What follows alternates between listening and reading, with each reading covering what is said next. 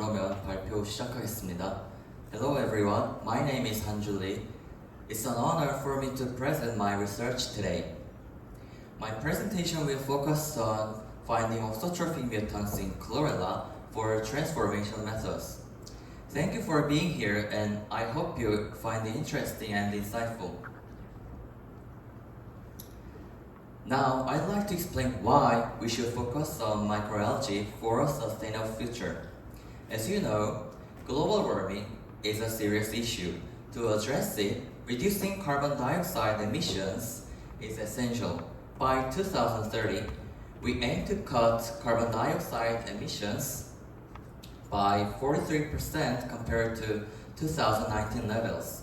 In South Korea, the government has decreased the biodiesel blending fuel from 5% to 8% to support this goal. And microalgae are very efficient in absorbing carbon dioxide and producing biofuel. They perform both tasks better than most other resources. Therefore, microalgae offer an effective solution, and they help us combat climate change and support sustainable biofuel energy production. Now, let's look at why we are focusing on chlorella specifically. Chlorella has several unique characteristics. It is a single-celled algae that uses photosynthesis like plants. Also, it has a fast growth rate, and chlorella is rich in nutrients. It contains vitamins, minerals, and antioxidants. Also, it is high in protein and provides lipids which are useful for biofuel production. Additionally, chlorella can help with pollution remediation. This makes it valuable for environmental applications, and these features allow chlorella to be used in many fields. For example, it is used to produce biofuels, and it is effective in wastewater treatment. Also, it is popular as a nutritional supplement and is even used in cosmetics.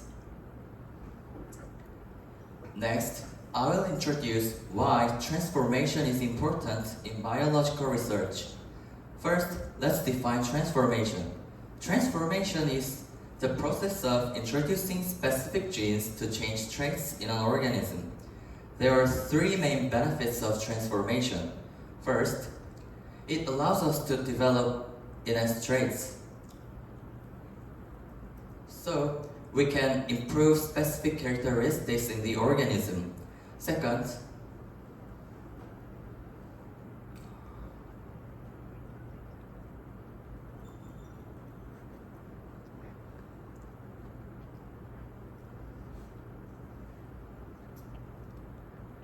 transformation also helps increase biomass production, so this makes it easier to get large amounts of biological materials. Third, it enables the production of valuable metabolites. These metabolites are useful in industries like biofuels and agriculture. Transformation has many advantages, but it is challenging in chlorella research. First, chlorella has a thick cell wall, which makes DNA entry difficult. Second, there is no standardized protocol for transformation in chlorella. Third, transformation can be unstable because of DNA methylation. For these reasons, my research focuses on finding optimized transformation methods for chlorella. Now, I will introduce the main focus of my research. The first project focuses on setting up agrobacterium transformation in chlorella. This involves establishing an efficient transformation method using agrobacterium to transfer genes into chlorella. There are there are many other transformation methods besides using agrobacterium. Electroporation is a rapid process that uses electric pulses to introduce DNA. And protoplast transformation involves using enzymes to remove the cell walls, allowing for easier DNA entry. Particle bombardment uses tiny particles to deliver DNA into cells and has a high success rate. Finally, CRISPR-Cas9 provides precision and specificity in gene editing. While these methods are available, but there is no standardized transformation method for chlorella.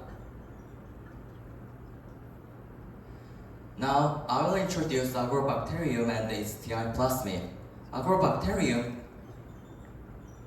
carries a special plasmid which is called the TI plasmid. This plasmid has a tDNA region which can transfer DNA into the host cell.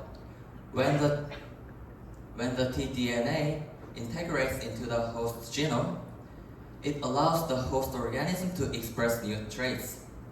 In summary, agrobacterium and its TI plasmid enable precise DNA transfer, which is essential for genetic transformation in plants and microalgae. Now, I will introduce Picambia plasmid. This plasmid is carried by agrobacterium and involves the gene for hygromycin resistance. This resistance allows us to select transformed cells by using hygromycin as a marker. In summary, Picambia facilitates gene transfer in plants using antibiotic resistance for selection. Here is a simple explanation of the agrobacterium-mediated transformation process. First, we grow agrobacterium, then we add acetylsyringone to improve adhesion between agrobacterium and chlorella cells. After that, we co-cultivate them in the dark for 3 days. This dark condition helps agrobacterium and chlorella interact more effectively.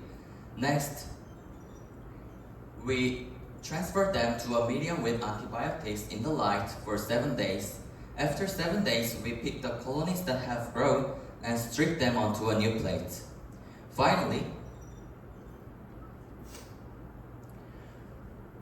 we apply antibiotics again, and as a result, only chlorella cells with antibiotic resistance survive. So, let's look at the results of agrobacterium-mediated transformation. As you can see, only the transformed chlorella cells survived in hygromycin-containing medium. In contrast, the control cells did not survive. This confirms that the transformation was successful as the transformed cells expressed antibiotic resistance. Now, I will introduce the second part of my research. It's about an auxotrophic-based selection system for chlorella transformation.